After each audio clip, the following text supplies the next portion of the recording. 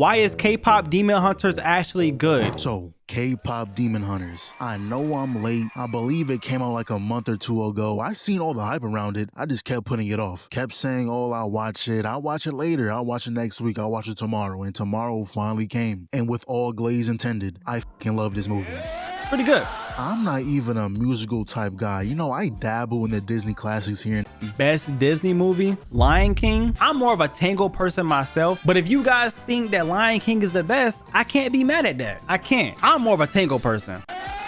I'm not even a musical type guy. You know, I dabble in the Disney classics here and there, but I don't know what it is, but this movie was just fire. I think the reason why I like this so much is because it caught me by surprise. When I first seen the hype, I thought it was another one of those Disney kid shows like that Red Panda. Everyone was hyping that up, but I didn't really care for it. I actually like this movie too. Not my favorite movie, but I did like it. Don't crucify me. Please don't attack me with all your comments. Everyone was hyping that up, but I didn't really care for it. But K-pop, they did something with this. See, as a grown man, not too grown though, because some of y'all really think I'm 30, it's very enjoyable. I feel like if you have some type of taste in your palate, as long as you're not out here watching Judge Judy or Law and Order, I think you'll enjoy it too. You know that feeling when you finish a really good show? That feeling in your chest seeing the credits knowing this is the end of the story? That's exactly how I felt with this. You telling me I'm not going to see Huntrix fighting demons while singing straight bangers anymore?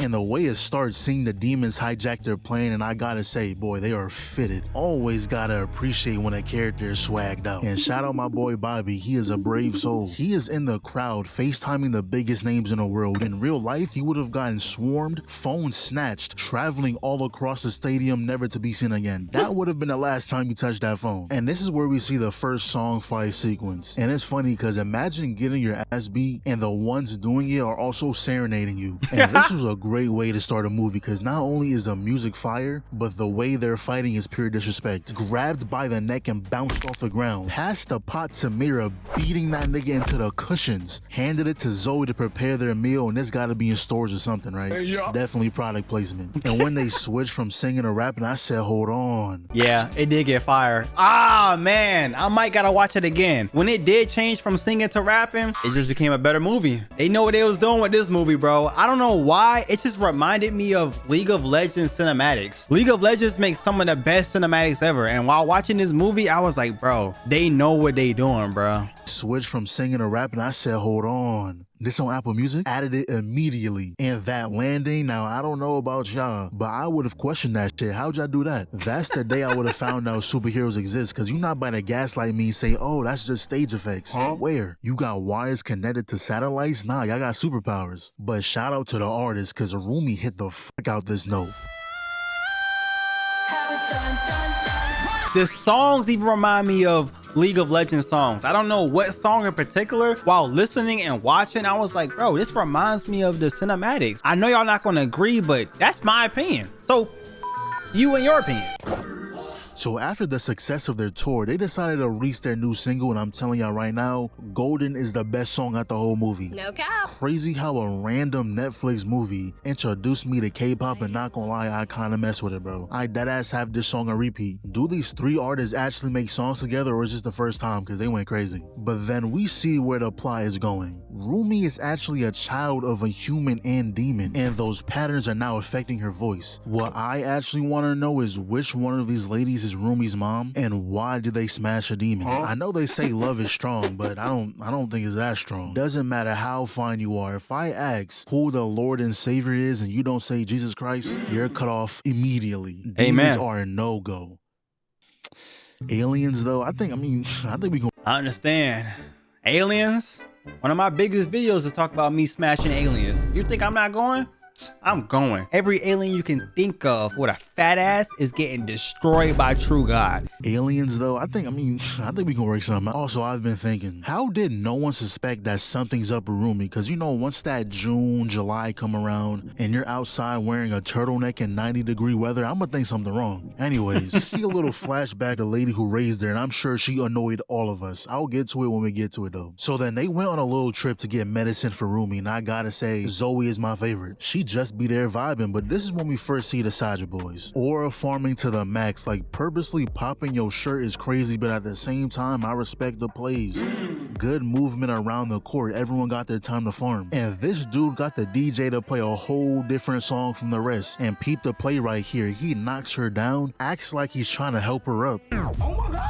Okay, them boys know ball, they know how to run the court. Gotta keep it easy right now, it's the first meet. Then we see their first performance, and not gonna lie, can dude please get a longer shirt, but other than that, Soda Pop is a banger. I don't know where I'll rank it just yet, cause the song the girls sing at the end is up there too. But this is also when they found out that they're actually demons, and Miro's ready to air that whole block out. And that's why I rock with her. She didn't care who was in the vicinity, she was ready to let loose. And I'm sitting here looking at everything that's going on, and I truly can't tell what the weather is. I'm seeing hoodies, shirts, jackets, crop tops, like it's a hot or cold, I don't know. So they got geared up for some demon hunting, and when I seen these grown men wearing bibs sitting in high chairs, almost skipped past this part. Goo goo gaga. What? That's not for us, bro. That's not our demographic. That's for the ladies out there. Oh my God, they're so cute. They're wearing bibs. You know how they be, bro. You know how they be. That's not for us, bro. We just got to keep watching. So they followed them into the bathhouse, and I don't know if this is the same animation Sony used for Spider-Verse, but they got this 3D thing on lock. This junk is clean. Wow. But while they were fighting, he got a glimpse of Rumi's patterns. Now he knows what she truly is, and instead of exposing her, he actually helped. And this sequence right here was tough. Dude right here didn't get a chance to even spawn, and we see that Zoe chose the ninja class, running off the walls, throwing shuriken, but the best out of the bunch gotta be Mira. Now, usually I'm not the biggest fan of spear users because they never get done right, but when they are, they're always the coldest on the field. Kicked it straight in his mouth, but peep, she doesn't pick it back up. Rumi catches a body on it, Mira catches a body on it, Zoe catches a body on it, and then once everyone contributed to the highlight, she picks it back up. That's what you call a team player. Then Zoe gives Rumi a boost.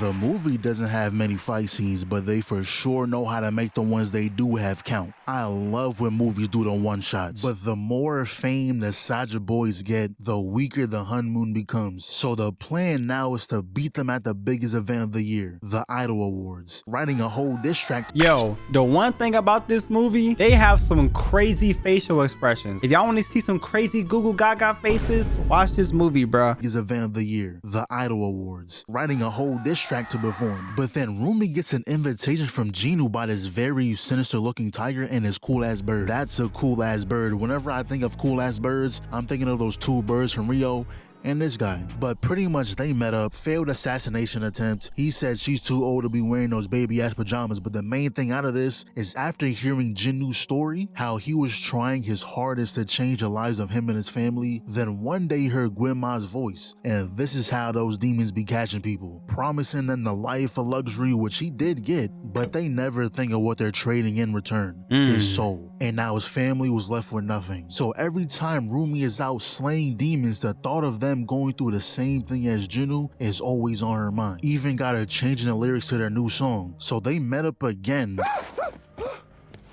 She tells him that there's another way to get his freedom. If they help them win the Idol Awards, they can fully seal the honeymoon and Gwenma won't be able to reach him. And the way he fumbled right here. Okay, bye. Yeah, bye. Shit actually had me dying, because that's real, bro. You only ever stutter like that when you talking with someone you actually fuck with. What is... I'm sorry. It's valid though. It's Janae Aiko. Look at the way she looking into his eyes. Pure seduction right there. Pure seduction. Any man will fold under this pressure. What is... I'm sorry. Once you catch yourself thinking about them randomly as raps, you gotta make a move ball in your court. But all that did was have her second guess the song even more. She went from wanting to change a verse to changing the entire song, and they were confused, and rightfully so. Bro, the show's tomorrow. What you mean change the whole song? And even though she doesn't like it, she was still hitting the vocals.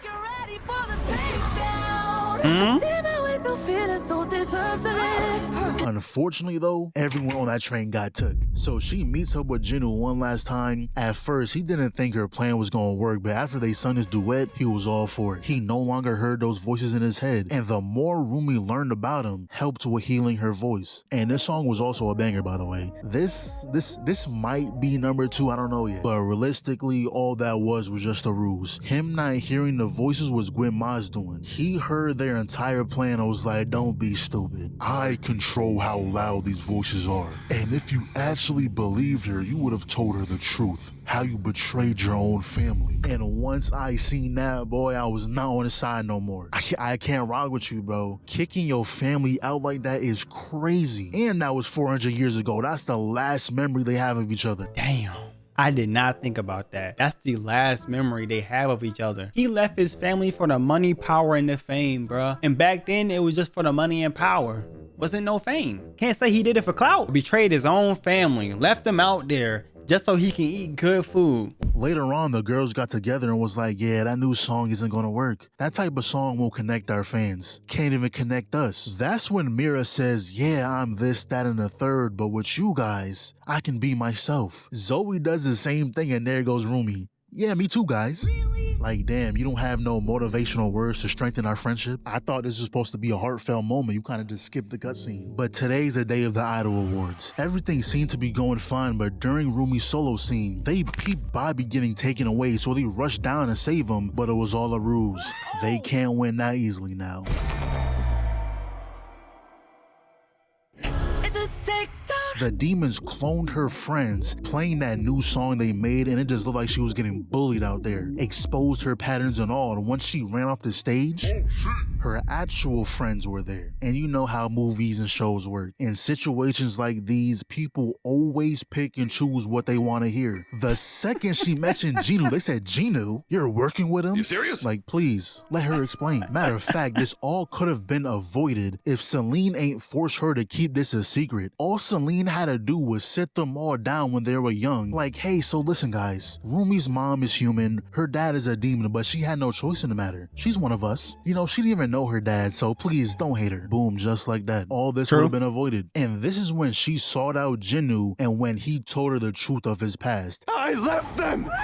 And after hearing that, I would have been like, wow, yeah, this all makes sense. Yeah, you're a dickhead. And all this was a feast for Guima. Got in everyone's head, even the homegirls. Dragged everyone to the stadium. Meanwhile, Rumi has a quick little talk with Celine, and man, seeing her pick up the sword, telling her to do what she should have done a long time ago, Rumi, not like this. But even in this heartfelt moment, of course, Celine will find a way to piss me off. Trying to put this jacket over her, man, get the shit off me. Do you not realize doing that is why we're here in the first place? And not gonna lie, when she picked up the blade and was like, if this is the Hun Moon I swore to protect, I'm glad to see it get destroyed. I thought we just changed genres. That teleport sealed the deal for me. I thought she was about to go down there and just slaughter them. Every demon she sees getting took down. I know Celine was terrified. Rumi must have purposely worded it like that just to scare her, bro, cause no way. So at the stadium, you got the Sajid boys performing and they was hitting that hole too, not gonna lie. They definitely had my favorite performance. That teleport junk is clean. Yeah. And they got Guima in the back doing stage effects. Like, he's secretly enjoying himself right now. He would never admit to it, but I know he's having a blast. But then Rumi enters the stadium, and I guess she made this song off the dome. Zoe and Mira joined in too. This gotta be a freestyle. But I will tell you, this song is my number 2. Every song in this movie was a banger, but my top 3 is Golden, What It Sounds Like, and the third spot, honestly, is between Soda Pop and Free. I like both of them. Soda Pop go crazy. Yo, my Soda Pop, Soda Pop. Yeah, Soda Pop go crazy. That's the only song I truly remember though. What's your favorite song from this movie? I think Soda Pop is the only one I can say that I actually remember some of the lyrics to. But Guima finally attacks, and in order to save Rumi, Genu sacrificed himself. W-mans. And after that, they all got together, gathered souls, I guess, of everyone there, pretty much created a spirit bomb and took out Guima.